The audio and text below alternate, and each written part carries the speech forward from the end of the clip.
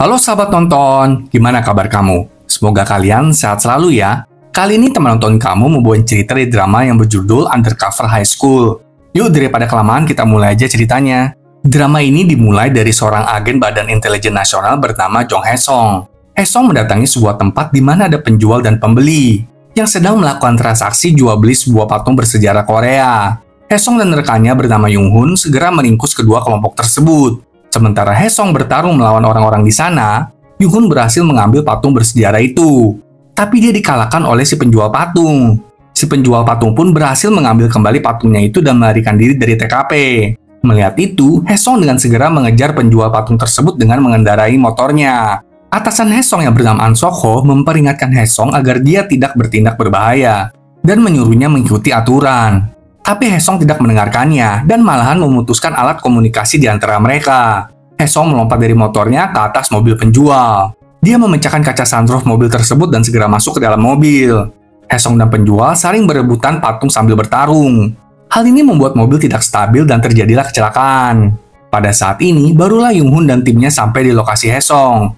Mobil tersebut terbakar, tapi Hae-song berhasil keluar dari mobil sembari membawa patung dan si penjual. Di Bin, Hae-song melaporkan kalau penjual dan pembeli sudah dibawa ke kejaksaan. Meskipun penjual dan sopir mobil itu harus dirawat di rumah sakit terlebih dahulu. Namun ketika An Sok-ho memeriksa patung bersejarah itu, tangan dari patung tersebut patah dong. Dan gak cuma itu, mereka juga menemukan sebuah peluru terselip di dalam patung tersebut. An Sok-ho bertanya-tanya, siapa yang menggunakan senjata di TKP? Dan semua orang langsung menuduh Hae-song dengan lirikan tajam mereka. Ya tentu aja, itu adalah ulah ketidaksengajaan Hae-song. Keesokan harinya, An Sok-ho dimarahin habis-habisan oleh atasannya si Direktur Kim. Tanpa berpikir dua kali, Direktur Kim ingin agar Hae-song disingkirkan dari Bin. Tapi An Sok-ho terus memohon agar Direktur Kim tidak menyingkirkan Hae-song. Secara Hae-song adalah salah satu agen Bin yang ciamik. Mendengar itu, Direktur Kim memberikan misi baru untuk Hae-song lakukan. Malam harinya, An Sok-ho, Hae-song, Yung-hun, dan Mi-jung pergi minum bersama. Mereka frustasi dengan keputusan Direktur Kim.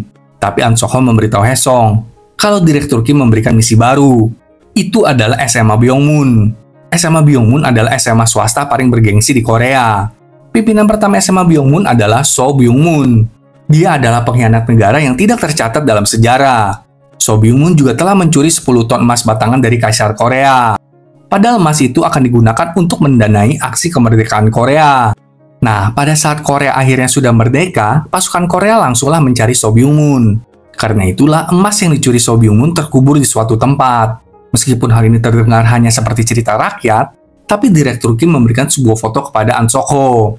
Itu adalah foto emas batangan zaman dulu, yang menandakan emas batangan itu sungguhan ada. Baru-baru ini, Bin mendapatkan informasi kalau emas batangan itu ada di SMA Byung-mun dan akan dikirim oleh Yayasan Byung-mun ke luar negeri.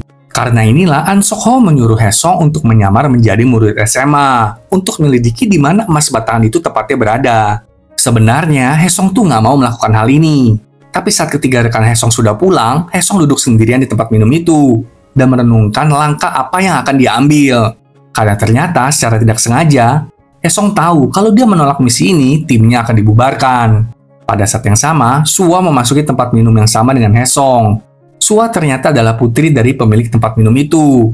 Dari kejauhan, Suwa melihat Hae-song dan diam-diam mengaguminya. Tapi tiba-tiba, sekelompok pelanggan membuat kerusuhan ketika hendak membayar. Ibu Suwa tentu tidak berdaya menghadapi para pelanggan tersebut. Maka karena itu, Suwa maju untuk menegur mereka. Namun Suwa malah didorong-dorong. Melihat ini semua, Hae-song langsung turun tangan dan memberikan para pelanggan itu pelajaran. Setelah mendapatkan pukulan, para pelanggan itu akhirnya membayar dan bergegas pergi dari tempat minum tersebut. Sementara itu, Suwa makin terpesona deh sama Hae-song. Saat pulang ke rumah, Hae-song menelepon An Sok-ho dan mengatakan kalau dia bersedia melakukan misi tersebut. Keesokan harinya, tim tersebut berkumpul untuk diberikan pengarahan singkat mengenai SMA Byung-mun. Mi-jung juga memberikan identitas palsu untuk Hae-song. Mi-jung juga memberikan daftar bahasa slang yang dipakai oleh anak-anak zaman now dan meminta Hae-song untuk menghafalkannya. Terakhir, An Sok-ho meminta agar Hae-song tidak terlibat masalah apapun dengan para murid di sana. Karena orang tua para murid tersebut pastilah orang ternama. Maka dari itu, jika Hae-song terlibat masalah dengan para murid, maka besar kemungkinan identitas asli Hae-song pun akan terbongkar. Akhirnya, hari yang kita tunggu-tunggu pun datang nih sahabat nonton. Di mana Hae-song akan menyamar menjadi seorang siswa di SMA populer di kota itu. Ketika tiba di sekolah, Hae-song bertemu dengan Suwa. Ternyata Sua adalah wali kelasnya. Awalnya Sua tidak mengenali Hesong, tapi setelah beberapa lama berbicara, Sua akhirnya menyadari kalau Hesong adalah salah satu pelanggan di tempat minum milik ibu Sua. Langsunglah Sua menarik telinga Hesong dan membawanya pergi. Sua menegur Hesong karena kemarin itu minum-minum di restorannya. Padahal Hesong kan masih SMA, alias masih di bawah umur, dan belum boleh minum-minum begitu. Sua berjanji akan melaporkan Hesong kalau kejadian ini terulang kembali. Setelah itu, Sua memasuki kelas dan meminta agar Hesong memperkenalkan dirinya. Sewaktu Hesong memasuki kelas itu, langsunglah seluruh siswi ramai karena melihat ketampanan Hesong. Hesong pun segera memperkenalkan dirinya. Sekarang, Hesong duduk sebangku dengan Dongmin. Tapi ternyata di kelas itu, Hesong sekelas dengan sepupunya bernama Yujung. Jadi Yujung ini adalah putri dari An Sok-ho. Berarti An Sok-ho tidak hanya atasan Hesong, tapi dia juga adalah paman Hesong. Yujung dan Hesong akhirnya berbicara berdua di atap sekolah. Yujung meminta agar Hesong tidak melaporkan kepada ayah ibunya bagaimana tingkah laku Yujung di sekolah. Hesong pun setuju untuk tidak melakukannya. Tentu saja, Hesong harus beradaptasi dengan kehidupan SMA yang tidak mudah ini. Secara murid SMA itu heboh-heboh. Mereka menikmati masa muda mereka. Hal ini sangat berbeda banget dengan keseharian Hesong yang sebenarnya. Tapi mau nggak mau, Hesong harus berjuang menghadapi ini semua. Sewaktu sedang berjalan-jalan sendiri, Hesong melihat sebuah bangunan tua di SMA Byongmun dengan tulisan dilarang masuk. Tapi Hesong tetap aja masuk ke dalam dan mengumpulkan beberapa foto. Selagi Hesong mencari tahu lebih dalam, dia melihat teman sebangkunya si Dongmin sedang dibully oleh 3 siswa lain. Sebenarnya Hesong tidak ingin ikut campur dan pergi. Tapi dia malahan tidak sengaja menabrak alat-alat kebersihan di sana, yang membuat para siswa tahu keberadaannya. Melihat Hesong, para siswa mulai mengerjainya dengan menyuruhnya membeli makanan untuk mereka. Tentu aja Hesong tidak terima dengan perilaku mereka dan mulai mengocehi mereka. Tapi Hesong langsung teringat oleh peringatan dari An Sok-ho kalau Hesong harus menahan dirinya. Karena itulah Hesong langsung setuju untuk memberikan mereka makanan dan pergi dari sana meninggalkan Dongmin sendirian bersama para pembuli. Setelah kelas bubar, Hesong memberitahu Dongmin agar melawan lain kali dan menanyakan tentang bangunan tua tadi itu. Dongmin mengatakan itu hanyalah bangunan tua yang bisa diruntuh kapan saja. Bangunan itu juga didirikan dari zaman penjajahan Jepang. Mendengar itu, Hesong pun jadi makin yakin emas batangannya ada di dalam bangunan tua tersebut. Malam harinya, pimpinan yayasan SMA Byongmun yang bernama Myongju melayat anggota Dewan Choi. Myongju bertanya ke asistennya, apakah udah beres semuanya? Jaemun mengatakan kalau semua sudah selesai dan kasus meninggalnya anggota Dewan Choi akan ditutup tanpa otopsi. Mendengar itu, Myongju berkata, kita udah mengatasi gangguannya. Sekarang saatnya kita bekerja. Wah, jangan-jangan anggota Dewan Choi dihabisi oleh Myongju nih. Di sisi lain, Hesong melaporkan temuannya tentang bangunan tua kepada An Sok-ho. Dia merasa bahwa ada sesuatu di bangunan tua tersebut, karena Hesong melihat meteran listriknya terus menyala. Padahal orang-orang diminta menjauh demi alasan keamanan. Intinya, Hesong berpendapat kalau emas batangan itu ada di dalam bangunan tua tersebut. Maka karena itu, Hesong memulai aksinya. Secara diam-diam dia memasuki SMA Byongmun. Dia juga memanipulasi CCTV di sekolah itu, agar CCTV tersebut tidak merekam apapun tentang dirinya yang memasuki bangunan tua. Saat tiba di dalam bangunan tua, Hesong masuk ke dalam ruangan yang terkunci dan memeriksa dalamnya. Tapi saat Hesong hendak menuju ke basement, seseorang menodongkan senjatanya ke arah Hesong. Ternyata itu adalah Sua. Dia memang sedang bertugas patroli malam itu. Untungnya, dengan keahlian yang dimilikinya, Hesong dapat melarikan diri dari sana dan tidak tertangkap siapapun. Ditambah lagi, Hesong juga menggunakan masker wajah. Jadi Sua nggak mengenali wajah Hesong. Keesokan harinya, Myongju diberitahu kalau semalam ada seseorang yang membobol masuk ke bangunan tua. Sementara itu di kelas, Taesoo dan gengnya kembali membuli Hesong. Mereka menyuruhnya agar Hesong naikin level di sebuah game gitu. Setelah itu, Yujung dan Hesong kembali bertemu di atap sekolah. Yujung mengatakan kalau Taesoo itu memang berdebah dan perundung di sekolah ini. Dan meminta Hesong untuk berhati-hati terhadap Taesoo, karena ayahnya adalah anggota dewan. Di sisi lain, Jaemun memberitahu Myongju kalau hanya Sua ajalah saksi matanya kemarin malam, dan CCTV tidak merekam apapun karena mengalami gangguan. Sepertinya karena pengacak video digunakan. Myongju berpendapat kalau orang itu pasti akan kembali lagi. Saat di kelas, Sua tidak melihat Dongmin dan menanyakan keberadaannya. Lalu Taesoo menjelaskan kalau tadi Dongmin sakit perut jadi dia pulang deh. Hal ini tentu membuat Hesong kepikiran. Saat dia sedang duduk di taman, dia melihat Jaemun memasuki bangunan tua. Hesong lalu menginfokannya kepada An Sok-ho. Setelah selesai teleponan, Hesong mendengar ada suara dari tong sampah. Sewaktu Hesong membukanya, ternyata Dongmin ada di dalam situ, dengan terikat dan mulutnya dilakban.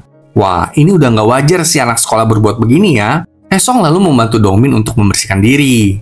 Dongmin juga mengatakan kalau dia nggak ada pilihan lain selain menahan ini semua. Apalagi Dongmin hanya seorang anak yatim piatu yang tinggal bersama dengan neneknya. Tepat di saat itu, Sua mendatangi mereka dan menanyai Dongmin kenapa kok bajunya kotor begitu.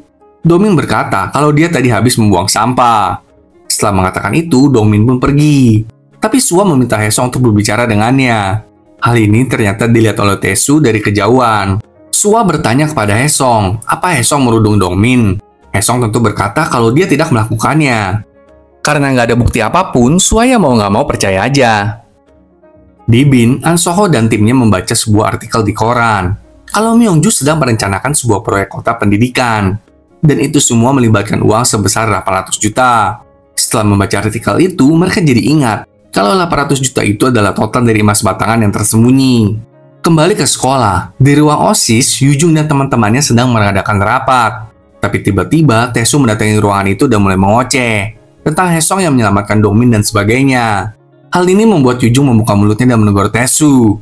Taesu tentu marahlah digituin. Apalagi Yujung bisa masuk ke OSIS karena bantuan Yena. Tapi Yena segera menyuruh Taesu untuk meminta maaf kepada Yujung. Dengan enggan, Taesu pun akhirnya meminta maaf kepada Yujung. Di hari lainnya, Hesong dan Dongmin makan siang bersama. Di sana, Dongmin menceritakan tentang horor dari bangunan tua di sekolahnya. Jadi dulu, di basement bangunan tua itu ada studio balet. Dan seorang siswi pernah dirudung di sana. Suatu hari, siswi tersebut dirudung sampai dia tertabrak ke mobil. Hal ini membuat siswi itu kehilangan kedua kakinya. Siswi itu merasa kehilangan harapannya. Jadi dia menghilangkan nyawanya sendiri. Siswi-siswi lain yang telah merudungnya malahan menyembunyikan tubuh siswi itu di bawah lantai di studio balet tersebut. Malam harinya, ketika Satpam berpatroli, dia melihat seorang siswi tiduran di lantai studio balet. Satpam itu mencoba untuk memanggil siswi tersebut, tapi ternyata itu adalah hantu dari siswi yang dibully itu. Dongmin mengatakan, nah mulai saat itu tersebar rumor kalau siswi itu akan muncul di studio balet pada hari dia kehilangan nyawanya. Dongmin menambahkan, kalau dia pernah melihat siswi tersebut, dan bahkan dia punya bukti videonya.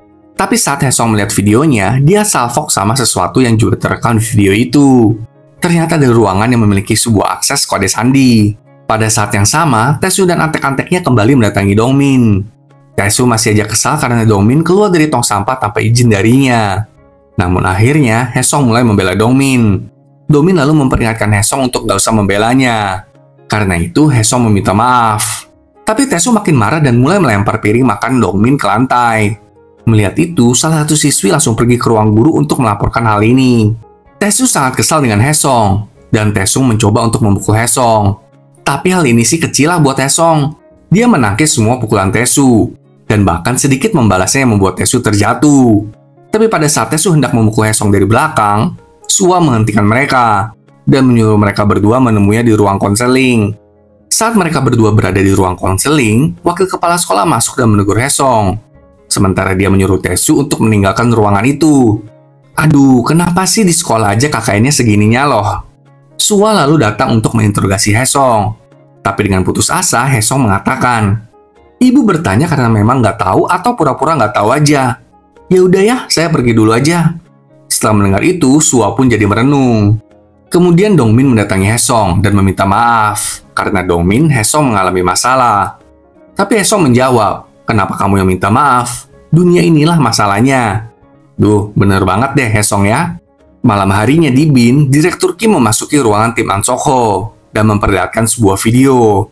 Itu adalah video tadi siang di kantin sekolah, di mana Hesong membalas pukulan Taesu.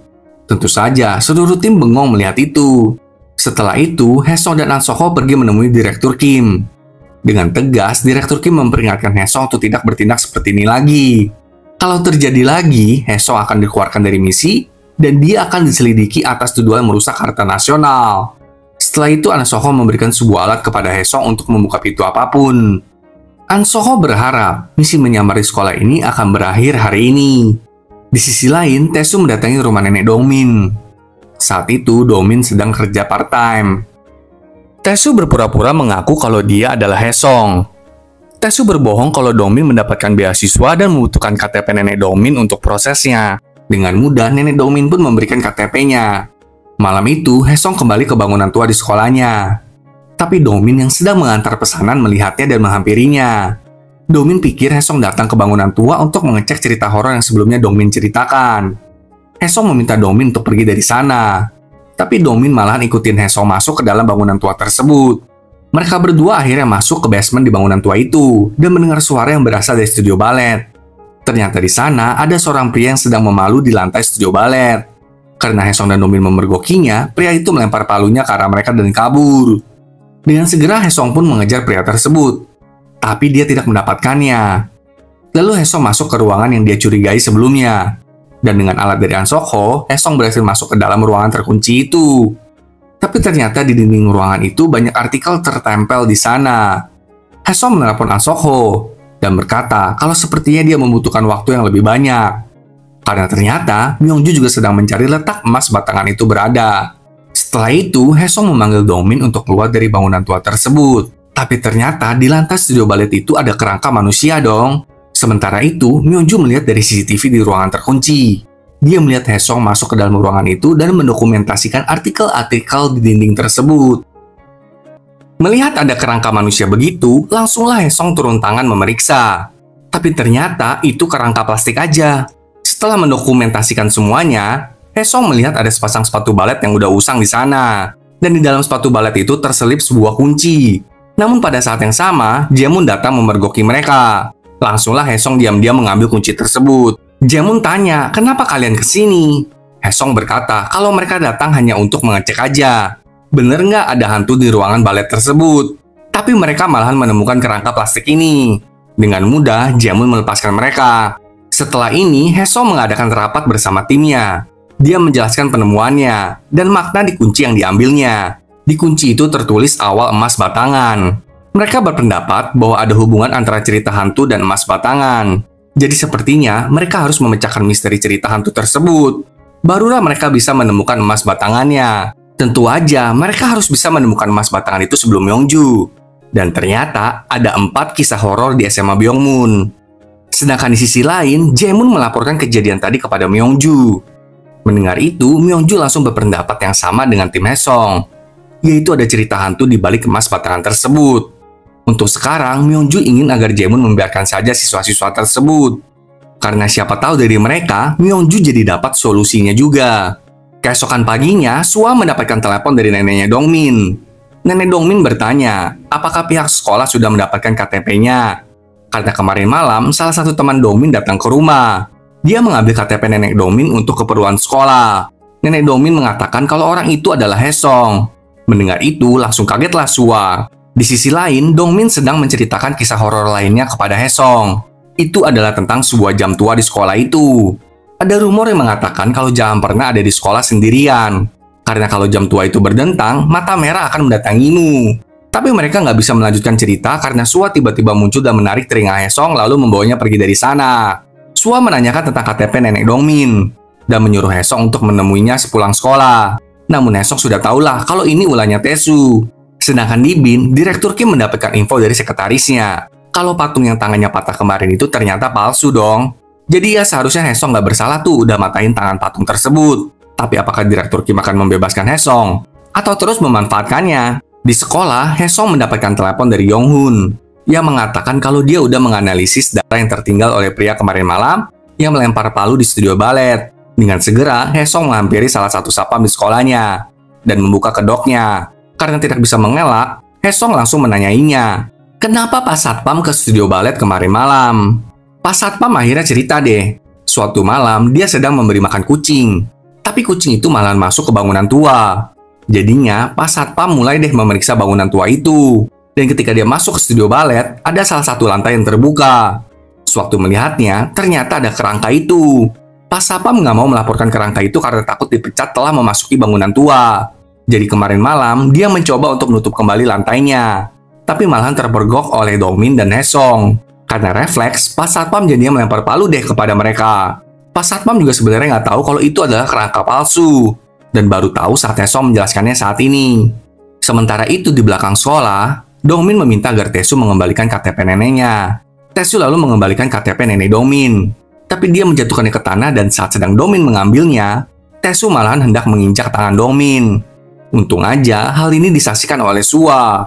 Sua kemudian memarahi Taesu dan menyuruhnya untuk ke ruang konseling. Tapi Tae Soo memperingatkan Sua kalau Sua itu masih guru kontrak dan menyuruh Sua untuk diam aja deh. Setelah Tae Soo pergi, Sua melihat Dongmin memegang KTP neneknya. Sua jadi tahu kalau memang bukan Haesong lah pelakunya. Sua bertanya kepada Dongmin, apakah Tae Soo melakukan pembulian ini sudah lama? Namun demi menjaga semuanya tetap aman, Dongmin berbohong dan berkata kalau semuanya hanya main-main saja. Dan Dongmin pun pergi dari sana. Malam harinya, Haesong membantu seorang nenek yang sedang mengumpulkan kardus. Dan ternyata itu adalah nenek Dongmin. Setelah itu, Dongmin mengajaknya berbicara. Dongmin meminta maaf kepada Haesong. Dia sebenarnya tahu kalau Tae Soo yang mengambil KTP neneknya. Tapi Dongmin tidak membela Haesong di depan Sua tadi. Dongmin mengatakan kalau dia sudah mendapatkan KTP neneknya kembali. Sedangkan di dalam bus, Sua memikirkan percakapannya dengan rekan gurunya yang lain bernama Rian. Sua menceritakan kepada Rian apa yang telah diperbuat oleh Tae Soo kepada Dongmin. Tapi Rian berkata kalau Tae Soo itu adalah putra seorang anggota dewan. Rian menyuruh Sua untuk pura-pura bego aja mengenai masalah ini. Namun ini jelas sangat mengganggu Sua. Setelah itu, Sua dan Haesong tidak sengaja bertemu di Toa Serba dan mereka pun mengobrol bersama. Sua meminta maaf atas tindakannya kepada Haesong. Lalu Haesong bertanya, sekarang Sua mau bagaimana setelah mengetahui seluruh kebenarannya? Karena melihat Sua tidak bisa menjawab, Haesong memberikannya 1 lembar uang yang sebelumnya nenek Dongmin berikan kepada Haesong. Haesong meminta Sua menyimpan uang itu sembari berkata, ibu pasti bisa mengusahakannya. Sementara itu, ada polisi yang mendatangi rumah Dongmin. Polisi mengatakan kalau mereka sedang menyelidiki situs judi ilegal. Dan nama nenek Dongmin muncul. Orang-orang dari situs itu mengklaim kalau nenek Dongmin lah yang mengelola situs tersebut. Jadi polisi langsung menyeret nenek Dongmin. Karena itulah Dongmin menelepon Haesong. Maka segeralah Haesong dan Sua mendatangi kantor polisi. Setelah berbicara dengan Dongmin, Haesong mengajak Sua untuk berdiskusi. Haesong menyatakan pemikirannya kalau ini pasti ulahnya Tae Soo. Haesong menegaskan bahwa ini udah bukan lagi pembulian, tapi kejahatan serius. Dan seseorang harus ikut campur. Kalau enggak, nenek Dongmin akan dipenjara. Keesokan harinya, tiba-tiba SMA Byungmun gempar dong. Ternyata ada seseorang yang menggugah sesuatu di komunitas sekolah. Menceritakan kalau selama ini Tae Soo membuli Dongmin. Dan bahkan sekarang terlibat judi ilegal. Kepala sekolah meminta Sua untuk memanggil orang tua Tae Soo dan orang tua Dongmin untuk datang ke sekolah. Namun diam-diam, Rian bertanya ke Sua, kamu kan yang menulis cerita itu? Tentu saja, itu adalah perbuatan Sua. Malam harinya, Haesong kembali ke sekolah dan mulai menyelidiki jam tua berhantu itu. Tapi dia nggak bisa melakukan aksinya karena Myeongju menghampirinya saat itu. Karena itulah, Haesong gagal memeriksa jam tua tersebut dan pergi dari sana. Besoknya, Myeongju mengadakan pertemuan dengan Tae Soo berserta orang tuanya. Dan Dongmin yang diwakili oleh Sua karena nenek Dongmin masih di penjara. Namun di sana, Dongmin mengatakan kalau unggahan di komunitas online itu palsu. Dongmin bahkan menuduh kalau Haesong lah yang membulinya. Setelah pertemuan ini, Sua berbicara berdua dengan Dongmin. Sua bertanya, kenapa kok Dongmin berbohong dengan mengatakan kalau Haesong lah pembulinya? Ternyata malam sebelumnya, Tae Soo mengancam Dongmin agar Dongmin tidak mengakui pembulian yang dilakukan Tae Soo. Dan menyuruh Dongmin menyalahkan semua tuduhan itu kepada Haesong. Kalau enggak, nenek Dongmin akan terus mendekam di penjara. Karena itulah Dongmin berbohong di forum tadi. Dia bahkan meminta Sua untuk nggak usah bertindak apapun mulai sekarang. Malam harinya, saat Dongmin sedang kerja part-time, Haesong mendatanginya. Menanyakan kenapa Dongmin berbohong seperti itu. Dongmin kemudian mengungkapkan semuanya kepada Haesong. Dongmin merasa tidak berdaya dengan semua ini. Dia maju mundur pun salah semuanya dah pokoknya. Setelah mendengar seluruh penjelasan Dongmin, Haesong lalu menelepon Yonghun. Memintanya untuk menyelidiki Tae Soo. Keesokan harinya di sekolah, ada sebuah pengumuman. Itu adalah pengumuman untuk mengadakan komite rapat disiplin untuk Haesong. Sementara itu, Yonghun menelepon Haesong dan menjelaskan semuanya. Kalau Tae Soo itu kenal dengan bandar judi ilegal bernama Gu Sangtae. Nah, KTP nenek Dongmin itu kemarin Tae Soo berikan kepada Gu Sangtae. Mendengar itu, Haesong segera mengendarai motornya untuk pergi menemui Gu Sangtae. Haesong juga meminta agar Sua melakukan apapun untuk mengulur waktu tentang rapat komite disiplin tersebut.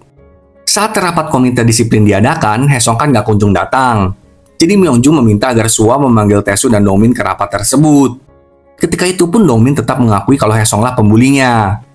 Saat kepala sekolah hendak memukul palu untuk memberikan hukuman akhir kepada Haesong, Sua langsung menyelanya dan mulai berbicara ngawur untuk mengulur waktu. Tepat pada waktunya, Haesong sampai di sekolah dengan motor kerennya. Tentu aja, hal ini tambah menarik perhatian semua siswi di sekolah. Haesong langsung menerobos rapat komite disiplin sembari membawa seseorang. Kita juga melihat sedikit kilas balik. Ternyata dulu sewaktu Hesong masih SMA, dia juga dibully oleh teman sekelasnya karena Hesong adalah anak yatim piatu. Saat itu, An Soho lah wali Hesong. Karena tidak ada bukti yang bisa membenarkan pernyataan Hesong, Hesong pun keluar dari sekolah. Tapi An Soho tidak menyerah kepada Hesong.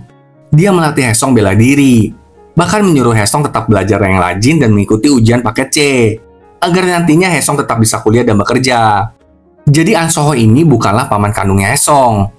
An Soho adalah rekan kerja ayah Hesong. Ayah Hesong ternyata adalah seorang agen BIN juga, tapi dia sudah meninggal.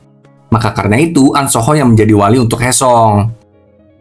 Jadi sebelumnya, Hesong mendatangi lokasi Gusangte. Itu adalah tempat judi ilegal gitu. Hesong meminta semua data Taesu kepada Gusangte. Tapi dia menyuruh semua anak buahnya untuk menyerang Hesong. Setelah Hesong berhasil memenangkan perkelahian, tim Hesong juga datang ke lokasi untuk membantunya. An Soho memperingatkan Hesong agar lain kali kalau ada masalah tuh beritahu seluruh tim, supaya mereka semua bisa saling membantu. Akhirnya, Hesong berhasil membawa data-data Taesu yang ada di judi legal itu, dan membawa Gusangte bersamanya. Kembali ke waktu sekarang, Hesong menyuruh agar Gusangte ngomong yang benar sekarang juga. Karena kalau enggak, dia bakalan dipukulin lagi kayak tadi. Dengan lancar, Gusangte mengaku kalau dia adalah pemilik judi ilegal, dan dia mengenal Taesu, karena Taesu adalah pelanggan VIP-nya. Yang juga udah berutang banyak kepada Gusangte.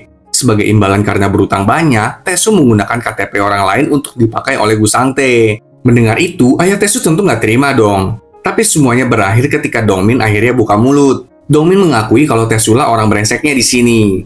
Nggak sampai di sana, Hesong juga memberikan rekaman Taesu saat mendatangi kantor Gusangte.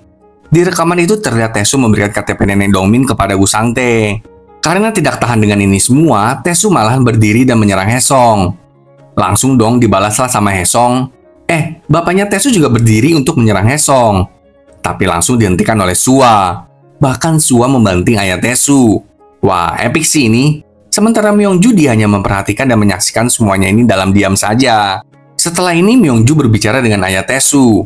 Myongju mengatakan kalau dia harus mengeluarkan Taesu dari SMA Byongmun. Tapi ayah Taesu nggak terima. Dia berkata, "Loh, kamu itu nggak tahu terima kasih ya? Saya sudah berusaha loh agar proyek kota pendidikan yang kamu garap mendapatkan izin. Tapi sekarang kamu mau membuang saya." Dengan santainya Myongju membalas, "Kamu harusnya sadar, siapa yang mendukungmu sampai kamu ada di posisi sekarang?" Karena panas mendengar ocehan Myongju, ayah Taesu hendak menyerangnya. Untung aja Jaemun langsung bertindak untuk menghajar ayah Taesu. Sementara itu, Sua mengobati luka Hesong. Sua mengklaim kalau Taesu akhirnya dikeluarkan dari sekolah dan ketika sedang ngobrol, Sua mulai terlibat perasaan dengan Hesong. Apalagi saat Hesong mengambil kelopak bunga di rambut Sua. Langsung kikuk deh guru kita satu ini ya. Kita lalu kembali ke cerita horor di sekolah nih sahabat tonton. Dongmin menceritakan kisah di balik jam tua kepada Hesong. Jadi ketika itu ada siswi yang selalu juara kedua. Karena iri dengan siswi yang selalu juara pertama, siswi juara kedua mendorong siswi juara pertama dari atap sekolah. Setelah melihat siswi juara pertama kehilangan nyawanya, siswi juara kedua berkata, akhirnya saya bisa menjadi juara pertama. Suatu malam, saat siswi juara kedua belajar sendirian di sekolah, saat jam tua berbunyi, siswi juara kedua timbul perasaan merinding.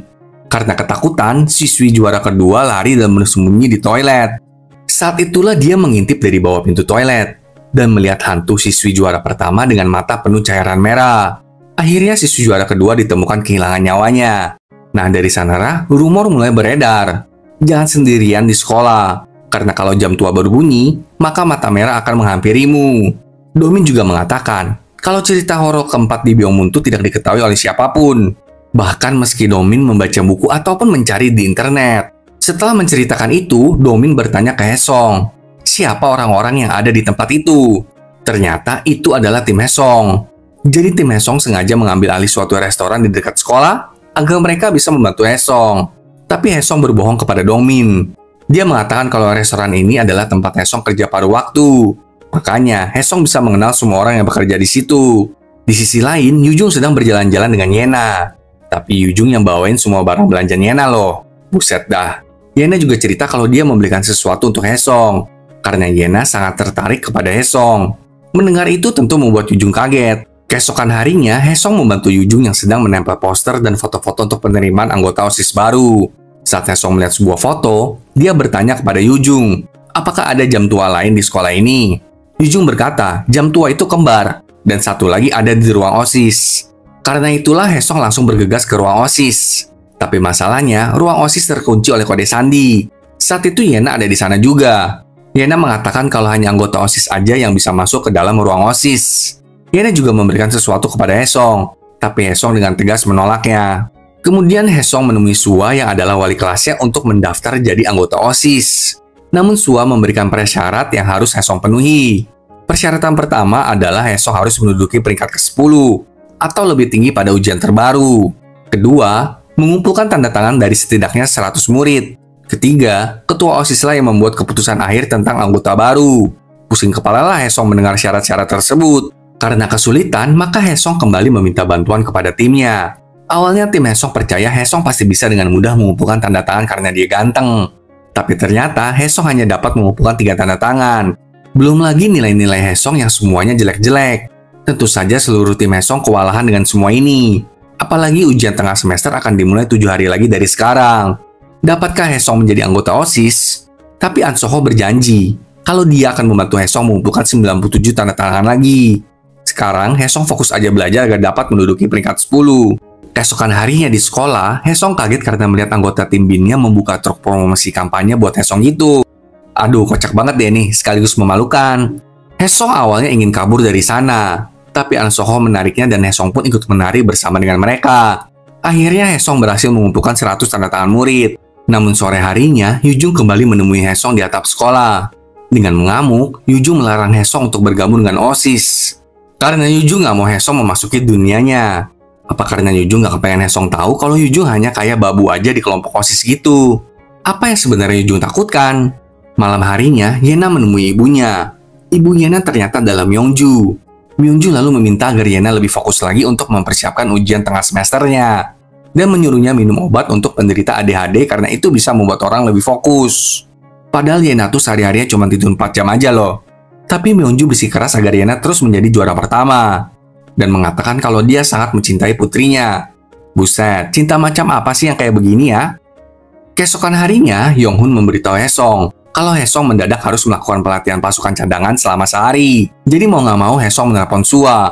Haesong berbohong kalau dia lagi sakit flu, jadi nggak bisa masuk sekolah. Karena khawatir, malam harinya Sua kembali menelpon Haesong dan hendak pergi ke rumah Haesong untuk memberikannya bubur dan obat. Mendengar itu, Haesong langsung bersiap pergi ke rumah bohongan yang ada di data palsunya. Masalahnya, rumah bohongan itu belum disetting oleh tim Haesong. Jadi mereka semua langsung menyusun rencana untuk membuat rumah bohongan itu menjadi nyata. Dengan cara meminjam barang-barang dari tetangga sekitar rumah tersebut. Mereka bergegas mendatangi tetangga sekitar. Dan dengan menggunakan kartu identitas BIN, mereka berhasil mengumpulkan beberapa barang untuk dibawa ke rumah bohongan tersebut.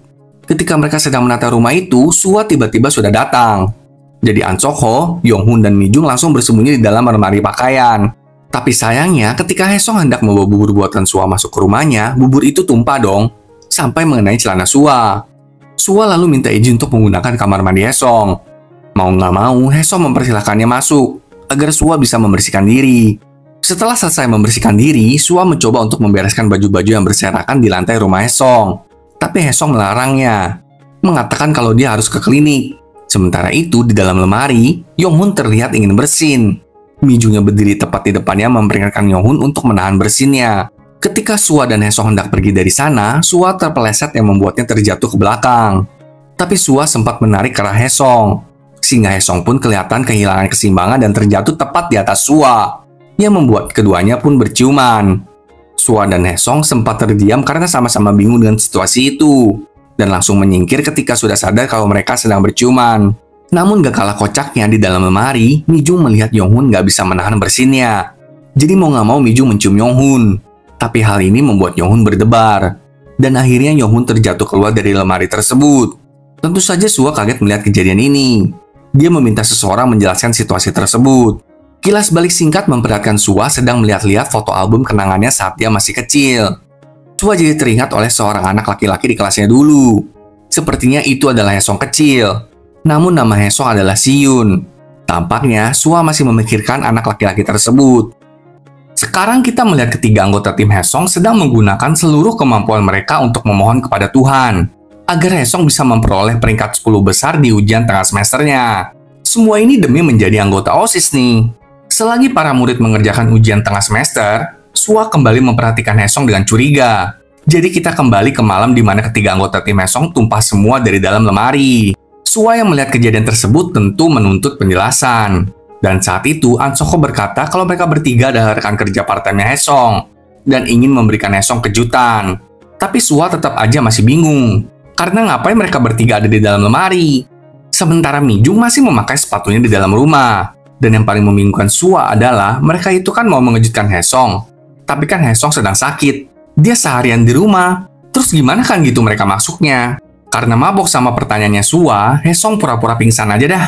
Setelah melihat Hesong pura-pura pingsan, langsunglah An Soko dan Mi Jung makin mendramatisir hal ini. Dan menggendong Hesong keluar.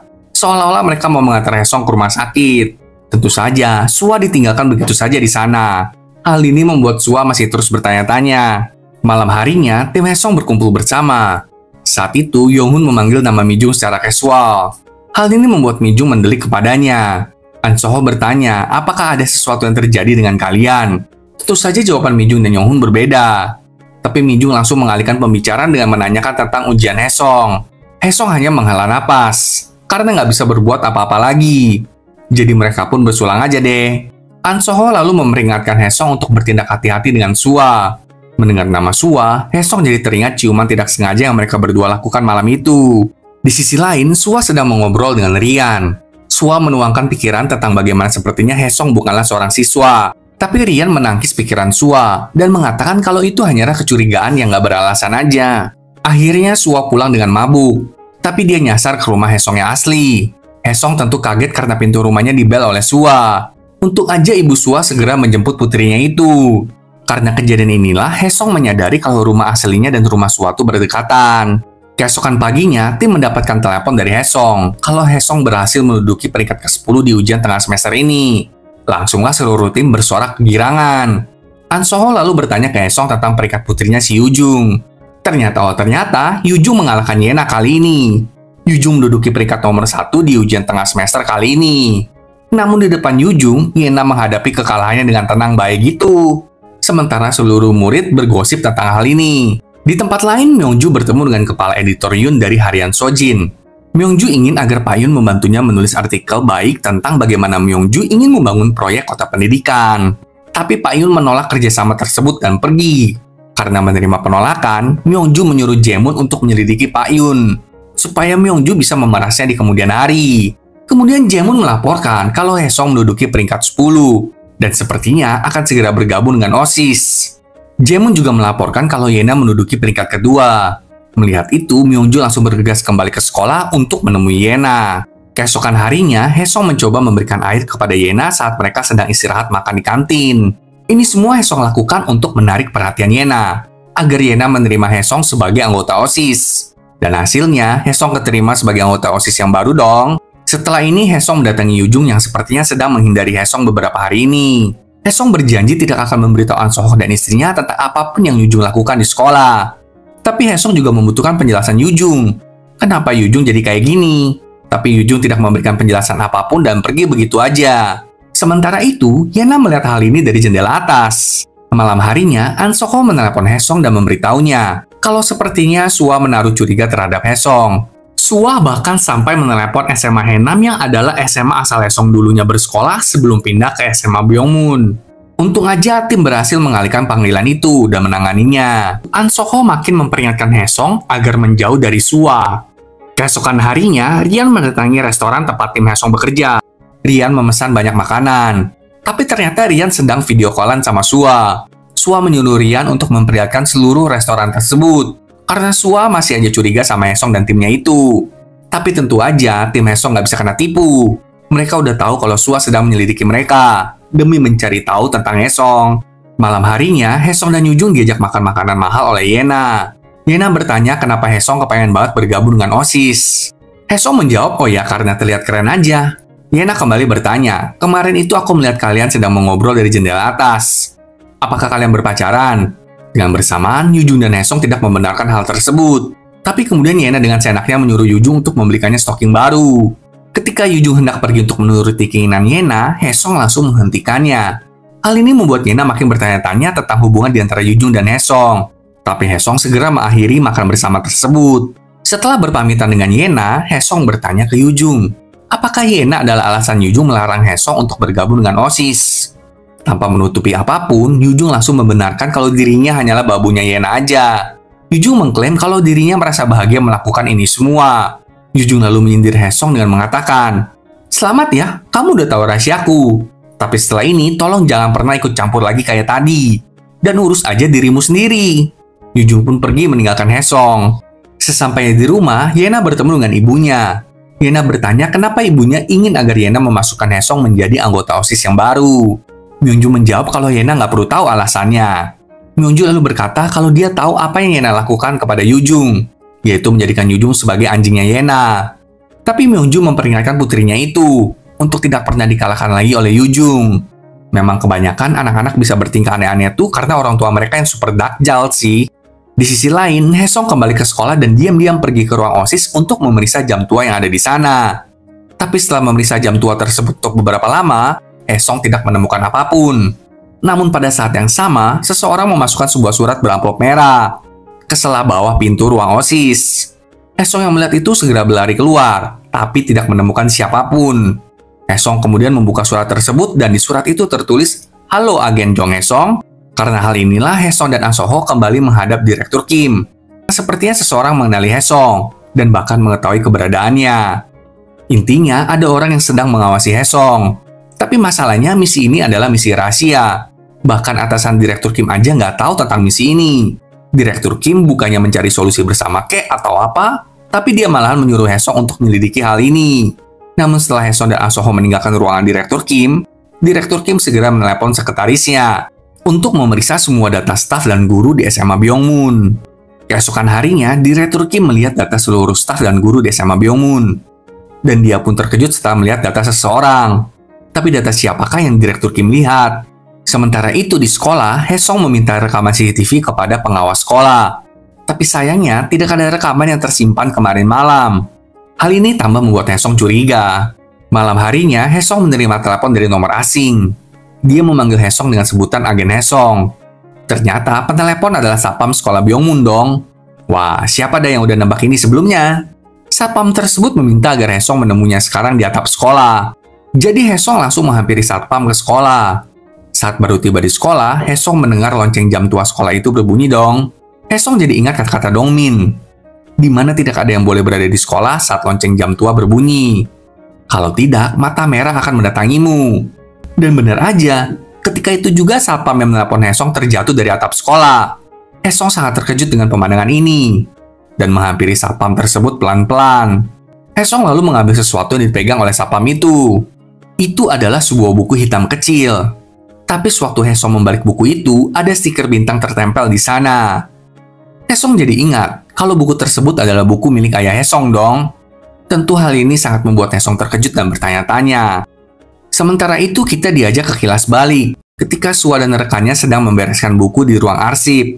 Ketika itu, Sua melihat sebuah buku kenangan OSIS dari tahun-tahun sebelumnya. Di buku itu ada foto seorang guru penasihat OSIS bersama dengan para anggota OSISnya. Guru itu adalah seseorang yang Sua kenal. Karena ternyata guru tersebut adalah ayah dari anak laki-laki yang Sua sukai dulu.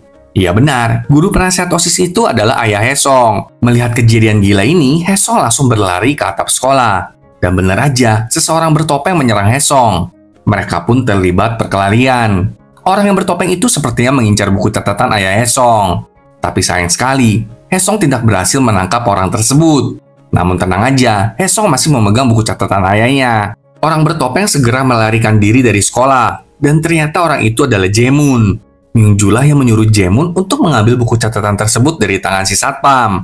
Tapi Jaemun tidak berhasil mengambilnya. Setelah ini, Hesong pergi menemui Direktur Kim ke kantornya dan mulai mengamuk karena Hesong menuntut jawaban dari Direktur Kim. Kenapa buku catatan ayah Hesong ada di SMA Byongmun? Direktur Kim akhirnya berbicara kalau misi terakhir ayah Hesong adalah sama dengan Hesong, mencari emas di SMA Byongmun. Tapi ketika menjalankan misinya, ayah Hesong menghilang sampai sekarang. Jadi nggak tahu dia sudah meninggal atau belum. Direktur Kim tidak pernah memberitahu Hesong karena memang peraturan di BIN seperti itu. Nggak boleh membocorkan misi rahasia. Tepat di saat Hesong hendak menghajar Direktur Kim, An Sok-ho menerobos masuk untuk menghentikan Hesong. Akhirnya, Haesong dan An Soko berbicara berdua. An Soko mengakui kalau dirinya juga nggak tahu tentang misi ayah Haesong tersebut. Haesong menyatakan rasa frustasinya akan hal ini. Dia juga mengatakan kalau dia butuh waktu untuk berpikir sekarang. Keesokan harinya, terjadi kehebohan di sekolah karena si satpam bernama Pak Kim yang terjatuh meninggal kemarin malam. Tapi masalahnya, Pak Kim diberitakan bundir, dan surat wasiatnya sudah ditemukan di ruangannya. Besoknya di restoran, Yong-hun sudah bersiap untuk menyamar menjadi siswa SMA Byung-mun menggantikan posisi Haesong. Tapi tiba-tiba, Haesong kembali sembari memakai seragam SMA-nya, dan berkata kalau dia harus menemukan ayahnya. Jadi Haesong akan melanjutkan misinya. Saat istirahat, Haesong langsung menuju ke ruang OSIS. Dan berkat buku catatan milik ayahnya, Haesong jadi bisa memecahkan misteri di balik jam tua tersebut. Ternyata jarum di jam tua itu harus diputar terbalik. Setelah itu, ada sesuatu berwarna merah yang keluar dari belakang lonceng, yang memainkan sebuah lagu. Haesong merekam lagu tersebut sampai selesai. Setelah selesai, Haesong mengembalikan semuanya kembali seperti semula. Misi selanjutnya adalah piano yang bermain sendiri. Pada saat yang sama, Sua memasuki ruang OSIS juga. Dia mendekati Haesong dan bertanya, "Kamu tahu kan kejadian Pak Kim kemarin malam?" Haesong berkata, "Iya, saya tahu, Bu. Pak Kim meninggal karena bundir, kan?" Tapi Sua berkata kalau dia tahu Pak Kim bukan meninggal karena bundir. Dan dia juga tahu kalau Haesong ada di TKP saat Pak Kim meninggal. Sua bertanya, siapa sebenarnya Haesong? Terungkaplah kalau kemarin itu Sua masih ada di sekolah sampai larut malam. Jadi Sua tuh menyaksikan Pak Kim jatuh dari atap. Dia melihat Haesong menghampiri Pak Kim yang sudah terjatuh. Sua lalu melihat Haesong berkelahi dengan seseorang bertopeng di atap sekolah. Bahkan Sua melihat saat Haesong mengeluarkan senjatanya dan menodongkannya kepada si orang bertopeng. Sekarang Sua berkata kalau dia bisa saja melaporkan semua yang dilihatnya kepada polisi. Jadi Sua menuntut Haesong untuk berbicara yang sebenarnya. Maka karena itu, Haesong ngomong yang sebenar-benarnya kepada Sua. Haesong juga mengancam Sua dengan berkata, kalau Sua punya dua pilihan. Pertama, membantu Haesong dengan menjaga rahasia ini tetap aman, yang berarti Sua membantu negara. Atau pilihan kedua, Sua membocorkan misi rahasia Bin, yang berarti Sua harus dipenjara minimal 10 tahun. Sua harus memutuskan apa pilihannya besok. Malam itu, Haesong melaporkan temuannya tentang jam tua kepada timnya. Lagu itu ternyata adalah lagu himne SMA Byung-mun yang ditulis oleh So Byung-mun, si pencuri emas. Tapi mereka masih belum tahu nih apa hubungannya lagu tersebut dengan emas. Haesong juga bertanya bagaimana dengan Pak Kim. An Soko berkata kalau Pak Kim hanyalah warga biasa aja. Jadi mereka semua masih bertanya-tanya, kenapa Pak Kim bisa memiliki buku catatan ayah Haesong? Bagaimanapun, Haesong curiga dengan orang yang menutup kasus Pak Kim secepat ini.